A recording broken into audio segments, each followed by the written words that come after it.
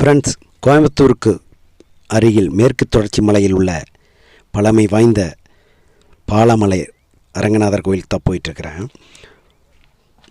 பெரியநாயக்கம்பாளையம் அங்கேருந்து லெஃப்ட் எடுத்திங்கன்னா நாயக்கம்பாளையம் கோவனூர் அப்படிங்கிற ஊர் வழியாக பயணம் பண்ணோம். ஒரு 8 கிலோமீட்டர் பயணம் பண்ண அந்த பாலமலை கோயில் அடையலாம். போகிற வழியில் அவ்வளோ சூப்பராக இருந்தது. 2 சைடும் மலை தோற்றங்களும் அந்த அமைதி சூழலும் அவ்வளோ சூப்பராக இருந்தது. கோவனூர்லேருந்து ஒரு 8 ஹேர்பின் பண்ண நீங்கள் கடக்கிறது கொஞ்சம் சிரமமாக தான் இருக்கும். அப்படி செங்குத்தாக இருந்தது. இப்போ வழியில் பயணம் பண்ணுறதுக்கு அவ்வளோ இனிமையாக இருந்தது. ஆனாலும் ஆங்காங்கு பார்த்த யானை சாணத்தை பார்க்கும்போது கொஞ்சம் பயமாக தான் இருந்தது. அதையும் தாண்டி நாங்கள் அப்படியே பயணம் பண்ணி இப்போ கோயிலோட மேல் பகுதியை அடைஞ்சிட்டோம்.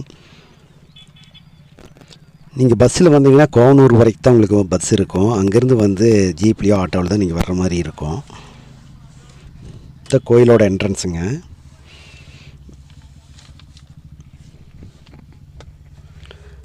மேலே வந்ததுமே அவ்வளோ ஒரு தூய்மையான காற்றையும் சுற்றிலும் இருக்க அந்த காட்சிகளும் அமைதியான ஒரு ஆன்மீகத்தையும் உணர முடிஞ்சுது. இப்போ கோயிலோட உள்ள வந்துட்டோம். இவர் அரங்கநாதர் நின்ற நிலையில் கிழக்கு நோக்கி காட்சி அளிக்கிறாருங்க. அவருடைய காலடியில் கீழே பார்த்திங்கன்னா சுயம்புலிங்கத்தையும் காணலாம்.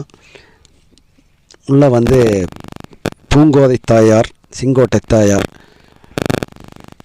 அவருடைய சன்னதிகளும் தனித்தனி சன்னதிகள் உள்ள இருக்குங்க. அவங்களையெல்லாம் நாங்கள் தரிசனம் பண்ணிவிட்டு அப்படியே மெல்லமாக ஸ்தல விருட்சத்தையும் தரிசனம் செய்துட்டு சுற்றி வர தொடங்கினோம். நாங்கள் வர்ற சமயம் ஒரு திங்கக்கிழமை வந்தால் ஒரு மதிய நேரத்தில், அதனால் அதிகமாக ஆட்களே இல்லை. சனி ஞாயிறு இந்த மாதிரிலாம் வந்தோம்னா அதிகமாக ஆள் இருக்குதுன்னு சொன்னாங்க. அதுவும் இல்லாமல் இங்கே வர்றவங்க கொஞ்சம் ஒரு 6 மணிக்குள்ளே, ஈவினிங் 6 மணிக்குள்ளே நீங்கள் திரும்பி போகிற மாதிரி பார்த்துக்குங்க. அப்போ தான் யானைகளோட தொல்லையெல்லாம் வர்றதுக்கு முன்னாடியே நம்ம கொஞ்சம் கீழே இறங்கி போகலாம். அருகாமையில் இதோட தெப்பக்குளம் ஒன்று இருக்குதுன்னு சொன்னாங்க. ஆனால் அது இப்போ நீங்கள் பார்க்க முடியாது, யானைகள் தொல்லை அதிகமாக இருக்கும் அப்படின்னாங்க. காட்டுக்குள்ள ஒரு 3/4 கிலோமீட்டர் நடந்த கோயிலேருந்து நடந்து போகிற மாதிரி இருக்கும் பாதி வழியாக. அதனால் இப்போ நீங்கள் போக முடியாதுன்னு சொன்னாங்க. அன்னதானம் இங்கே 365 நாளும் வழங்குறாங்க. ஓகே ஃப்ரெண்ட்ஸ், இந்த வீடியோ பிடிச்சா மறக்காமல் லைக் பண்ணுங்கள்.